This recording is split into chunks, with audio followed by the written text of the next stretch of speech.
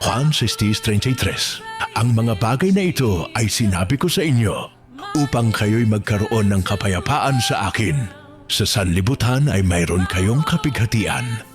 Ngunit lakasan ninyo ang inyong loob. King dinaig ang sanlibutan, inspirasyon.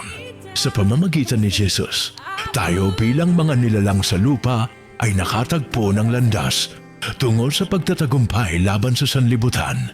Ngunit ang tunay at pangmatagalang pagangat ay ang ibinibigay lamang ng Panginoon. Marami ang sumusubok sa ibang paraan. Ang pinakamalungkot at trahedyang karaniwan sa ngayon ay ang paggamit ng droga.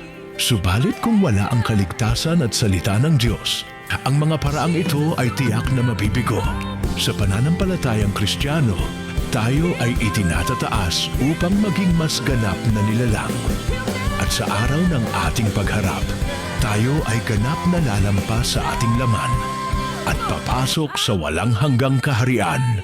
Samantalang ang droga ay dinadala lamang tayo sa mas malalim na hukay ng ating sarili at mga pag-aalala upang bumalik lamang sa parehong posisyon.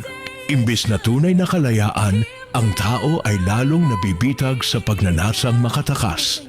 Kung wala ang Diyos at ang Espiritu, hindi natin tunay na malalampasan ng buhay na ito, kundi lalalim lang tayo sa ilusyon nito. Manalangin tayo. Aming Diyos na amang makapangyarihan sa lahat, nagpapasalamat ako sa iyo sa pagpilang sa akin bilang isa sa iyong pinagpalang mga anak na nakakakilala sa iyong pangalan at nagnanais umupo sa paanan ng iyong trono. Dinadalangin ko ang mga taong iyong kinakausap ngunit nananatiling bingi sa iyong tinig.